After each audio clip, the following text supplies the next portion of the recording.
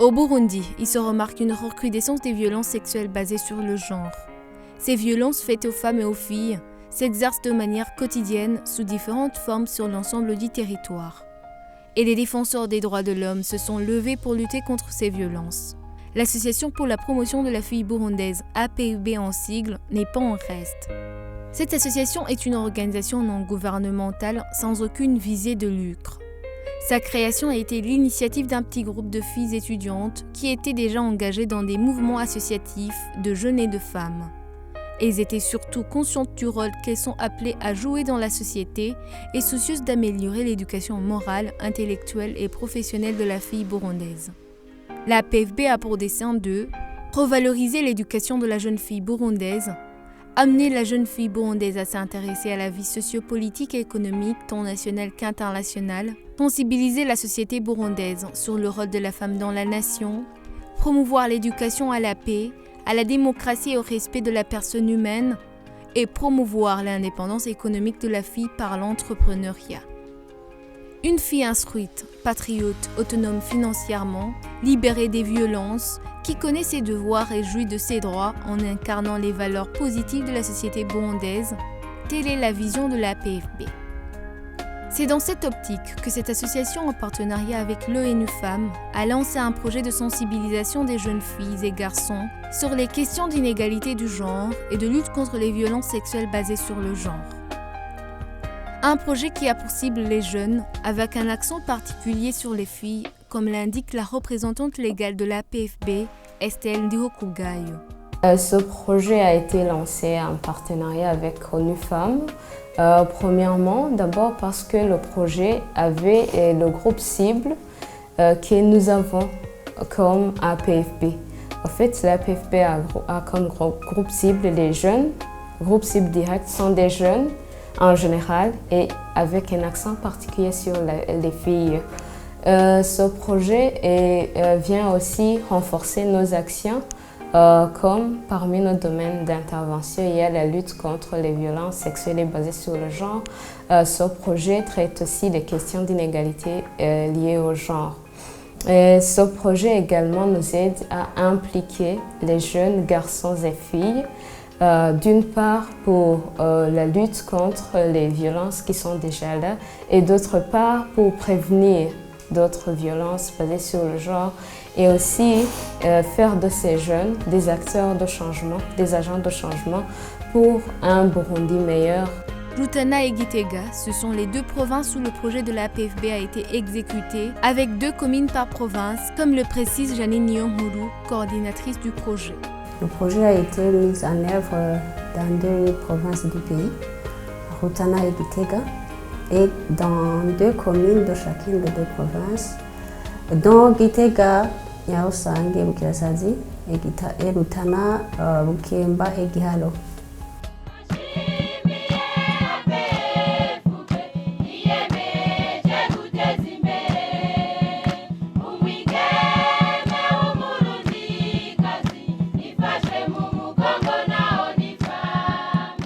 120 jeunes, filles et garçons confondus, ont été formés sur l'inégalité du genre et les VSBG pour ensuite partager leur expérience avec 1200 autres jeunes de leur localité. Dans ces communautés, certains jeunes garçons reconnaissent avoir eu dans le passé des comportements déplorables. Mu kibani wacu n'ukwaruka twajana twara abantu tuza turavuga ibintu bibi y'amajambo mabi yo gutuka gutyoza abavyeyi ntitwasunira nta ndero eka mbere tukishinga ibintu vyirigara muri ico gihe no muhira urumva ntaco twaba tukibafasha ntaronkiza inyigisho ndamutse nja nko gukora dufate tukaja nko kurima mvuye kurima nashika nigira kwirigara ibikuwa by'iwanje wamengo biraheze ibisigaye byose ntivyandaba sinateka cyangwa nkubwe cyangwa nkasatura ibindi ibyo nacu mengo ndabihariya bamuhira gusa.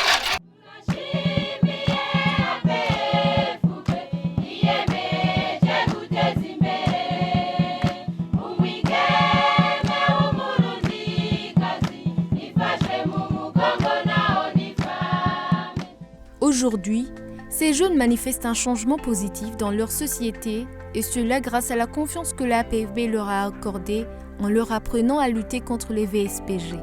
Et ça, leur permet de mieux transmettre ce qu'ils ont appris dans la communauté. abenshi twarabigishije guhinduka kugira ngo bashobore gukora nk'akawero nk'umuhungu yahavuga ati jewe sinzoja gusoroma cyangwa sinzokubura cyangwa sinzoteka. Benshi twarabigisha ko umuntu wese ashobora gukora igikorwa ashoboye gukora, kandi benshi barabitahuye, bamwe barabikora naho bamwe batararonka izi nyigisho ngo zibashikire. Benshi barahindutse, kandi mu guhinduka natwege twafite inyigisho natwe twatanguye turahinduka. Mwahora kuri ibi yakibaza ko bizokora abasaza go canke bashikiwe, ubu we asigaye abikora. Baratwigishije ibintu byinshi bitandukanye, batwigishije akaranganderano n'ububasha nk'ibi biri mu karanganderano. Kubera akaranganderano kacu kabi twari twakuranye, wamengo nta bintu nokora nka mushikanje ahari ngo noza amasahani ngo nteke ngo nkubure, ariko nyuma yo kuronka izo nyigisho ubu ndabikora kubera ata kibazo na kimwe. Maze gutahura izi nyigisho byatumye yuko nza gufasha abavyeyi nabo bashikanje mu bikorwa vyo muhira nko gukubura. Nk'umunsi wa mbere nkikubura, abajene twara tujana kwirigara bambonanye umukubuzo, bavuze ati ntuzosubira no kuturamutsa, ati ibi bintu uriko urakora uragwaye mu mutwe ni biki. Naye nkababwira ati izi ni inyigisho twahawe n'ishirahamwe yitwa APFB. Mu kibano nagiye ndakora buke buke kugeza hamwe n'umuvyeyi yashima ati za nyigisho zaragize akamaro. APFB kintu yafashije cyane, ubu yaho shitse hose ndashobora kuvuga ati nakari karakubagura mugenzi we, ati nakari karahohoterwa ariko aremera ibintu atazi. Je APFB kintu yafashije cyane, urashobora kuja mu bajene mukavugana mwisanzuye, mwese agataha azi icyo atarazi.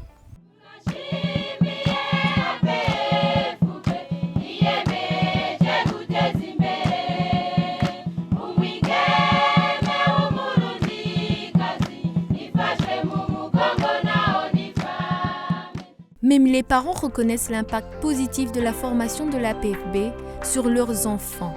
Un des parents nous partage sa satisfaction. Akunguko nabonye nuko yahindutse, uko yarameze ubu uye mbona umenga yarahindutse.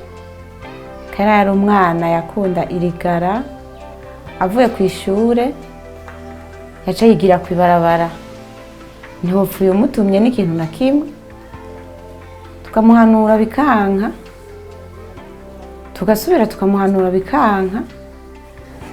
Nukuri inyigisho za APFB twarazishimye cyane, ahubwo Imana ibahezagire.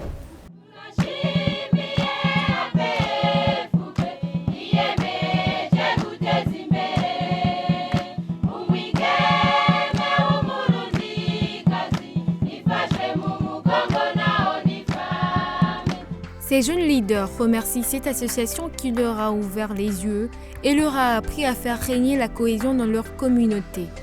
Ils interpellent l'APFB à étendre sa sensibilisation sur tout le territoire du pays. Jewe nka jewe novuga kweri ubwanje novuga ati yarakoze, kandi mugabo kubera ko ivyo yahinduye ngaha anye mu gace mbamo ari vyinshi, kandi nibazi yuko n'ahandi biba biriho, ahubwo noresaba kukwiragira hose kugira ngo bose bavyumve nkuko twe tuvyumva natwe. Icyo yokongera ko nk'irishirahamwe APFB tuko turaraba ryokongeza rikamariza rihimiriza ugwaruka n'abandi batashikiwe kugira baronke ingufu zo kubishikira, kuko naje ndavye aho yadukuye nta hantu umuntu yovuga hari kure cyane. Nosaba yuko yokwiza yoja mu zindi komine kugira ugwaruka nago rushobore kumenya ati aha ntibimeze neza, hama umugambi wa APFB ubandanye ukwira hose. Irakaza yongera ize kubera yaje tumerewe nabi, kuko nk'akarorero twege abigeme twasa n'abantu bacinyijwe cyane.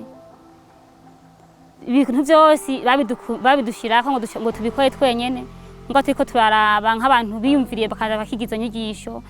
Bamwe baratangiye kuza barahinduka bakamara yuko bashiki babo nabo nyene bashobora kuruha.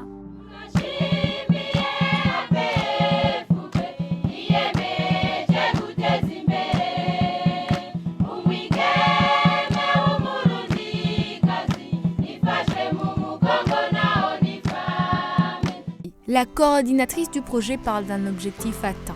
Elle se réfère au rapport présenté par ces 120 jeunes leaders et à leurs témoignages. Je suis tellement satisfaite de l'exécution du projet parce que les résultats voulus sont tâtés via les rapports et les réalisations, surtout à travers des témoignages, à travers des rapports de sensibilisation, à travers quelques chansons relatant les bienfaits de l'association pour ces jeunes et surtout les témoignages de certains leaders de ces deux provinces, notamment les ADINCOM qu'on a pu travailler ensemble.